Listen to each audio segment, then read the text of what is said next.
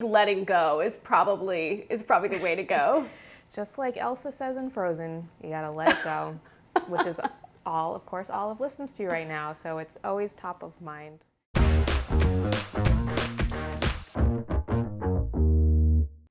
Hi there, I'm Hannah Crowley.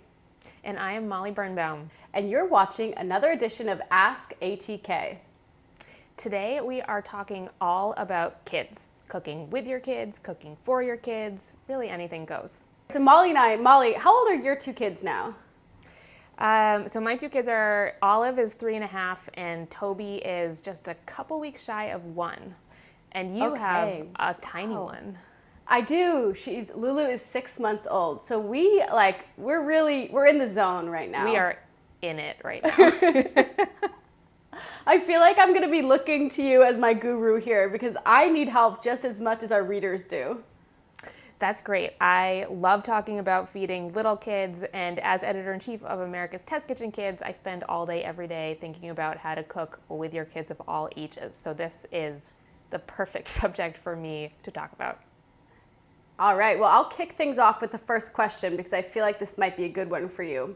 Okay. So someone asks, how do I start? My 2-year-old wants to help. I assume that's help cooking in the kitchen. Yes, that's a great question. How do you start to get your kid cooking with you in the kitchen?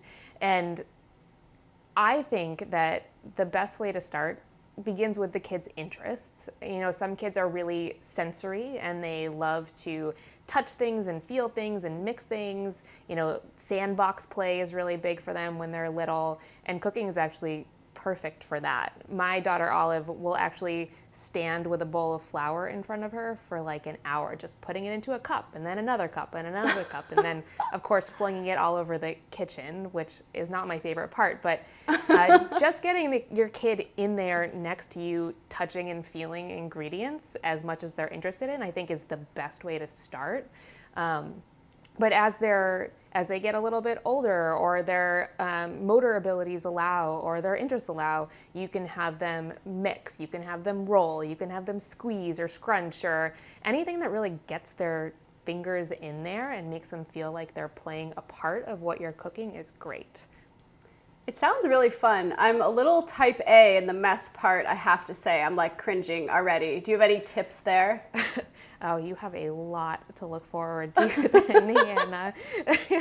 I mean, my tips on mess are to embrace it, because maybe that's just because I haven't found any other way around it. So I will look for you for tips once you get to that stage. I think if there were good tips, yeah, I think if there are good tips, we'd know them by now. I think letting go is probably the way to go. Just like Elsa says in Frozen, you gotta let it go, which is all, of course, Olive listens to right now, so it's always top of mind. Do you garden, Hannah? I do, yeah. So I think that's another really great way of getting kids involved in the kitchen, is having them with you from the very beginning, whether that's going to the grocery store or gardening. Currently in this age of COVID, where people aren't really going on errands with their kids as much, gardening, even if it's just a plant on a fire escape, is a really wonderful way of having kids see how things grow, and seeing how things grow to how you eat them. Even if they don't actually want to eat the vegetable, they'll be much more interested in trying it if they're involved in gardening, or just in the procurement of food in whatever form. I love that. I love gardening. Any excuse to get me out there more, too. Totally. All right, I'll read it. Ready? You read it. What do you cook when your kid goes from 0 to hangry and you have to supply dinner immediately? I'm also asking for myself. I am asking for myself, too. Do you have any really quick recipe tips? Well, see, I have a 6-month-old, so I'm like, a banana is always my, immediately, oh, you can smush that up really quickly. Totally. Yeah, that's great. I mean, something about the earliest eating phases is kind of the best, because they just eat the simplest foods. For me, if my kid is going from 0 to hangry in 60 seconds, which definitely happens a lot, scrambled eggs is a really big go-to for me, for sure, with some cheese in it and maybe a piece of toast. What else? We do a lot of pasta. when people are hangry in this world. And this summer, we've been doing a lot of grilling. I find that it's so much faster to just stick things on the grill and have it done. But it all depends on what your kid wants to eat. Some kids are into almost anything, and others take a little bit more time. Are your kids picky eaters? Yes. Well, one is. Olive, who just walked in the door. Do you want to say hi?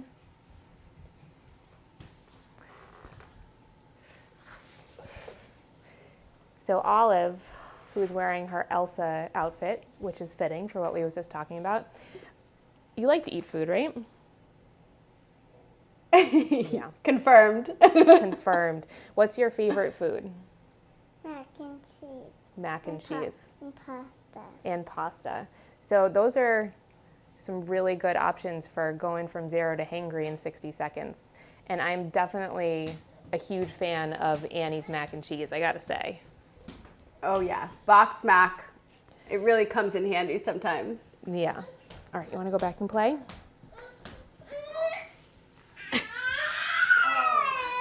Sorry. So Olive is a very particular eater. Ever since she was a baby, she's been, kind of texture sensitive and has been not that excited about trying new foods. It takes a lot of times for her to be excited about a food.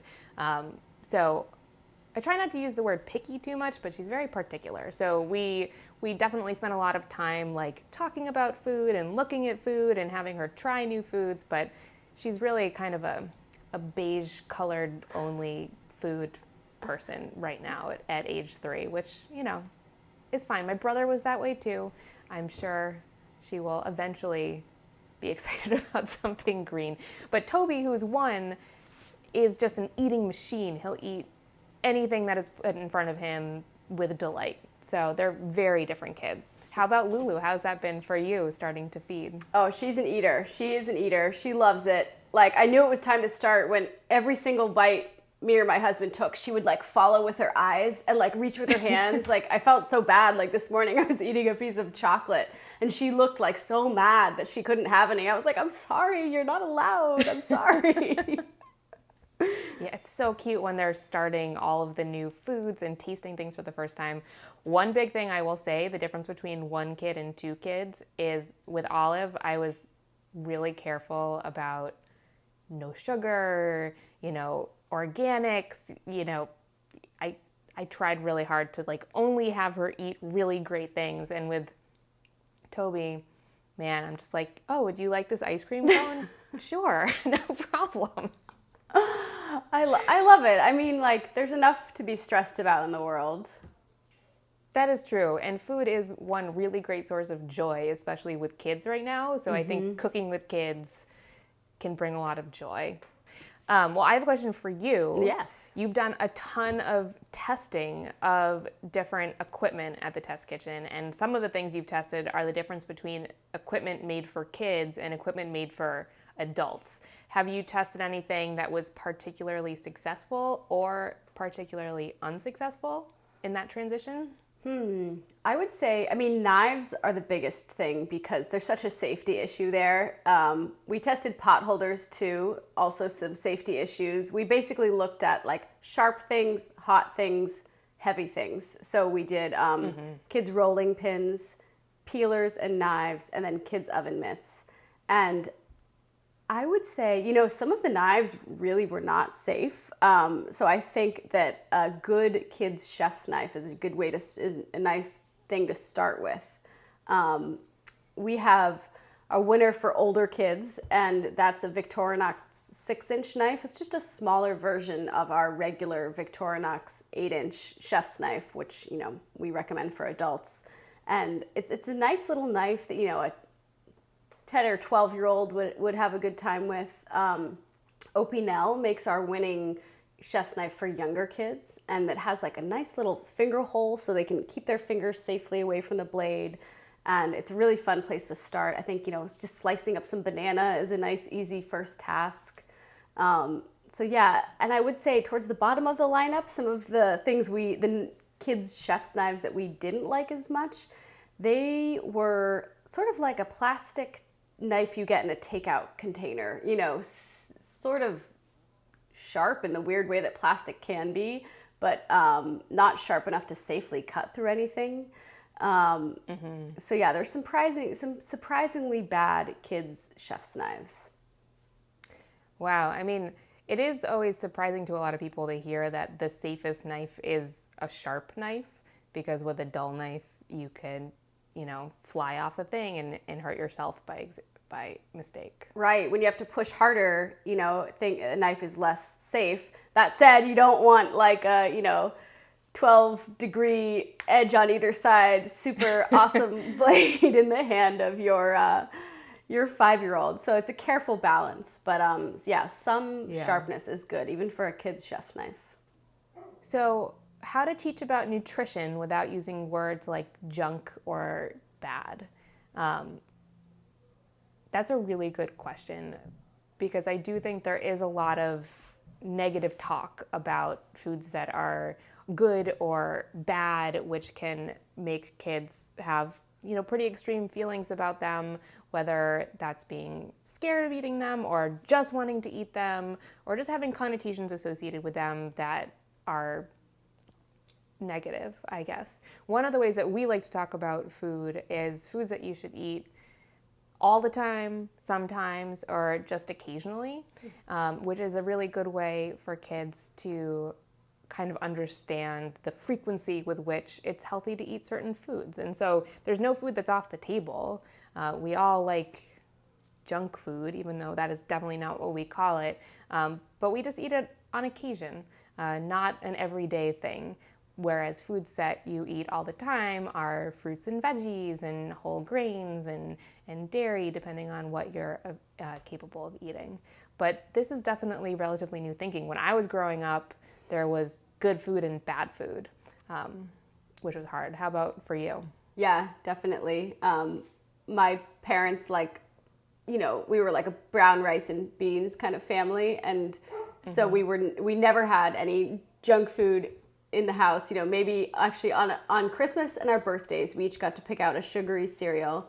And it turned me into like an obsessive person about, like, I would go to my friend's house and be like, you have Swiss rolls? And I would like ignore my friend. We also weren't allowed much TV. I would like ignore my friend, sit in front of the TV and eat Swiss rolls. And it was like my version of heaven. I mean, that does sound really nice. It was pretty nice. But yeah, there is definitely something to not being able to access anything ever that makes it even more amazing, and kids just desire it incessantly. Oh, totally. So that's what we try and do in my house here, but I don't know. Olive is definitely a sugar fiend. So I mean, we're biologically designed for it to be delicious, so. And it is. And it is, yeah. It's true. Well, here's a good related question. Did you cook with your parents as a kid, and what is your favorite memory? Oh, I love this one. The reason I started to cook was because my mom is really big on chores, and so my chore, I think when I turned 10, my chore was to cook dinner for the family. Wow, 10. That's 10. Pretty young. It was very young, and I forget if it was once or twice a week, but I made my first recipe. So it was actually, surprise, surprise, it was rice and beans, but also with like a ton of cheese, some soy sauce, and a little bit of Tabasco sauce. And I always said there was a secret recipe, a secret ingredient rather, and there wasn't, but in my head I was like, it's love. Oh, that is amazing. So you invented your first recipe at age 10, and the secret ingredient was love. Mm-hmm. You were destined to work at America's Test Kitchen. Right? I know, right. How about you? I cooked with my parents a little bit. We weren't a huge cooking family. I didn't really fall in love with cooking until I was in college. We did a lot of takeout and like frozen meals when I was growing up, but I have a few very specific memories of cooking with my family. Mainly my mom would work late on Tuesday nights when I was a kid, so my brother and I would be home with my dad, who was not much of a cook either, but every single Tuesday night he would make scrambled eggs with lox and onions, which Ooh. I don't really know how I would feel about that now. But when I was a kid, this was like the most amazing thing ever because it was these soft, pillowy eggs and pink salmon in there and crunchy onions, and I absolutely loved it. So I have very fond memories of cooking that with my dad when I was a little girl. I love that. That's kind of like a developed palate to have like salmon and onions. You know, those are some bold flavors. Yeah, it's such a funny part of my memory because the rest of the food that I remember eating was like McDonald's and chicken nuggets from the freezer. So I don't know where that came from, but maybe that's why it really sticks out in my mind as a wonderful memory. Yeah, I love that. I need quick weeknight meals. We are back to school 2 days a week. Yeah, now is a really intense time to be a parent with kids in school, whether you're distance learning completely or you have a hybrid model of going in a couple days. Schedules are just kind of insane. And I feel like eating and how we eat together and what we cook and how we cook and who's home when is just completely different this year. So it's a good time to introduce new recipes, I guess. We have a ton of fast recipes on our website for kids, atkkids.com, which is all totally free. Some of my favorite fast weeknight dinners are, we have a rice noodle bowl with pork and cucumbers and scallions, which is so good and pretty quick to make too. We also have some pretty simple like chicken tenders recipes. Again, I always go back to my favorite eggs, which is a theme. But scrambled eggs or omelets for dinner, I think can be super fun, especially when you can have kids put whatever filling they want in the middle of it. A really great way to engage kids in cooking and make them excited about what they're going to eat is to give them choice. So if they can decide what they're going to put in their omelet, then they're going to be much more excited to eat it, especially, you know, if there's veggies or other things like that, that would make you excited for them to eat it too. Oh my God, that just brought back such a memory for me. My mom used to do a baked potato bar as dinner sometimes, and it was so fun for that reason. Like everyone That is personalize their so own much fun. thing. That's an amazing, and you could like bake the potatoes ahead of time too if you need a fast dinner, and then heat them up and have the toppings. But yes, we have a recipe for that in one of our books, our baby and toddler cookbook. It's a family meal, and it's all about that topping choice. And I actually got so obsessed with the baked potato bar recipe when we were developing that book that for my birthday, the kids team created me my own baked potato bar for lunch one day as a surprise. That was my idea. Oh my of God, heaven. that is so fun. It's such a delight. I have to say one more quick meal idea that I've been doing recently. Not recently, actually. It's not just since COVID. It's fish stick fish tacos. I feel like fish sticks. Tell me more. Fish sticks get a bad rep, but they sort of approximate like a crispy fried fish taco. You know, if you're not looking that closely, and it's a quick weeknight. If you put, slice up something shredded and crispy on top, cabbage keeps forever, or iceberg lettuce, something creamy if you have like little mayo thinned out with lime juice. If you have some pickled jalapeno rings, that's all great too. Any kind of tortilla works. It's super fast, super easy, and it's been a go-to of ours for like a couple years now, and especially during COVID, because all the ingredients, like, they'll last. You put box of fish sticks in the freezer, a red cabbage keeps forever, and all the components you can kind of have there for when you're like, should we get takeout? And you don't really want to, but you also don't feel like cooking or rather doing any dishes. It's really the key part of that for me usually. Yes, that is a genius idea. I can't believe I've never thought of that before. But I have tortillas and fish sticks and sour cream and limes. Do it, girl, you gotta do it. I tell you, it's like, once you do it, you're like, whoa, fish sticks. Like, I feel like, what do fish sticks make you think of? Like, bad microwave dinners, or like college kids cooking in their dorm room? Well, they make me think of my 3-year-old. Oh, does Olive love them? She loves them, and I've always just been like, I don't know. It's good to have her eat fish, but we do have a stockpile of them, so I'm going to turn them into tacos. Do it. Do it. You'll never go back. Amazing. So we have a couple questions about introducing foods, like spicy foods or what have you, to little kids. But my question for you is, what was Lulu's first food, and how do you decide on that? It was sweet potatoes. And it's interesting because I know that like doctors have all different kinds of recommendations, but my doctor was like, start with starches. That was her take, which like as a parent, I don't know how you feel about this, but sometimes you get into this like advice feedback loop. And like my brother-in-law is a doctor and he was like, you don't have to start with starches. That's ridiculous. You know, and then I heard, you know, someone else pretty qualified said something totally different. So I was like overwhelmed by advice. So I was just like, I'm just going to do what my doctor says and Yeah. nod politely when other people tell me other things. Yeah, I mean, my personal take on the matter is that it doesn't really matter so long as it's, you know, fruit or vegetables that feel good to you.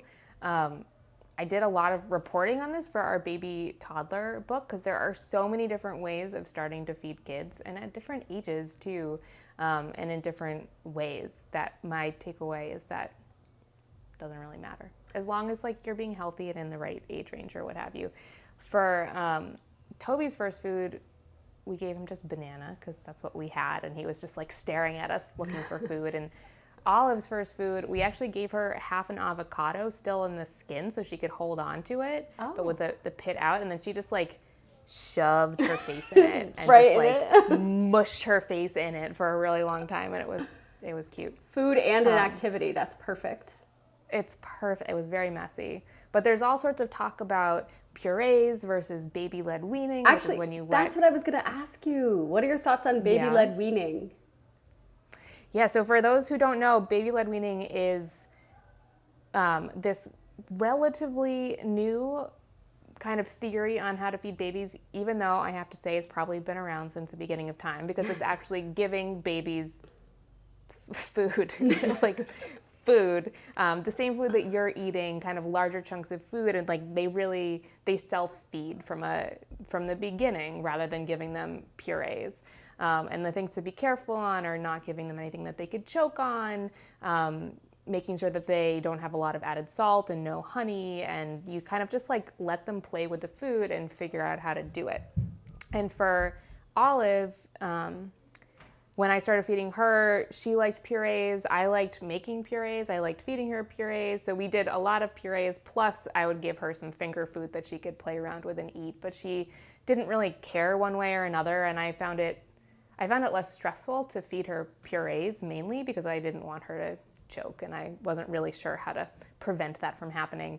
But again, second kid with Toby, we just started giving him what we're eating, and he just gobbles it down. That kid, like, he just got his first teeth last week, but he's been eating corn on the cob, and without any teeth, he's learned how to like hold a corn on the cob and like gum it, but like get all the corn off of it. It's pretty amazing. Kids are capable of so much stuff that you're surprised about. So I like baby-led weaning for Toby because it works with him, but I really believe it totally depends on the kid, what they're into and what feels good. Cool. What are some pieces of food that you've given Toby besides a whole corn on the cob? So currently Toby, he's about a year. He basically eats everything that we eat. I just cut it into small pieces. He loves eggs. Again, coming back to our theme of eggs, he will just, scrambled eggs are his favorite. But I really can't say that there's any food that he hasn't eaten and enjoyed. We were in Maine last weekend on a vacation, and we went and got soft serve ice cream, and we were with my mom, and she held out her like very large cone of soft serve vanilla, and he was like a little baby bird just kind of reaching for it, and then just stuck his whole face in it. So he gets a lot of joy from food. Oh my gosh, me too. I know, me too. So it's all perfect. What are some age-appropriate cooking tasks when cooking with kids? Mine is 4. Age-appropriate cooking tasks. That's a great question. I think it depends a lot on the kid. to be totally honest. But within that range, for the four to 6 sets, I think however you can get them in the kitchen with you, so you're cooking together and mixing, measuring, rolling, scrunching, turning on buttons to food processors, to mixers. I would keep them away from the super hot or spattery stove, and always be putting things in and out of the hot oven yourself. But however you can get them to do basically any other task that they're interested in, that they have the skills to do, that don't feel dangerous, go for it. We also, 2-year-olds are perfect to get into the kitchen, again, with all that sensory stuff and the squishing and rolling and just being there watching you cook too, and doing whatever they can, even if it's just making a mess, is great. But my general rule is you can start, introducing sharper things 6, 7, 8. Again, really depends on the kid to get them chopping and doing that kind of stuff. And 8 and up, they can really start taking the lead on recipes with your support and whatever feels comfortable. Cool. I'm so excited for that part. It's so much fun. I cook all the time with Olive, and she just keeps on getting better and better at it. What's she into cooking these days? She is into cooking pretty much anything that's like super bready, doughy, carby. She loves kneading dough, and like she actually really likes to eat raw dough, like raw pizza dough, which wasn't a thing for me, but I've heard other people that like that as well. So I give her a tiny bit of that, but she loves playing with dough. And then we bake a lot together because she loves that, and anything that she can decorate, anything that she can like add some flair to at the end, which is, again, baked potato bar, omelets with something inside of it, whatever kids can do to make it their own is gonna make them love cooking it even more. All right, should we end things with how do we provide protein-packed snacks for our 1-year-old? Which is a great question because that's on my mind too with my 1-year-old. Great. Protein-packed snacks. Yeah. I don't know. Do you want me to read it? Do you know? I can snowball some protein-packed snacks for a 1-year-old. Thank God. Hard-boiled eggs. Thank God for you, Molly. You're carrying the team here. Yes. Hard-boiled eggs if they're eating eggs. A nut butter sandwich if they're into that, with just like a little bit of nut butter so it's not too sticky or choky. If they are going to daycare or some kind of school, sun butter is kind of the lifestyle that we live there. Yogurts, plain yogurt was a big thing for my daughter Olive, and Toby likes that too. I've tried to avoid the sugary yogurts that they make in like the amazing packaging that kids are just make a beeline for, but those are easy. They're also, they do make some of those packets at the supermarket that are like purees, but they have chia or quinoa or flax or what have you in it, which can be good for the little kids. You can also make those yourself at home, and they have kind of reusable plastic containers that they suck out of that work great too, if that's kind of where you want to go with that. But cheese and crackers, hummus, my kids both love hummus. Anything that you can put in tiny little containers for dipping or reaching into. They have these great snack containers that have the kind of like flaps up top that Toby, who's one, has learned how to put his hands into, so he can actually be entertained for quite some time trying to get small snacks or crackers out of that container. So that's, a win-win. That's perfect. All right, I think that's all we have time for today.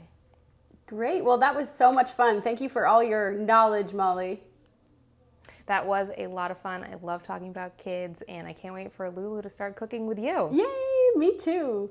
All right, thank you all so much for watching. For more recipes and cooking tips, head over to americastestkitchen.com, and we'll see you all next time.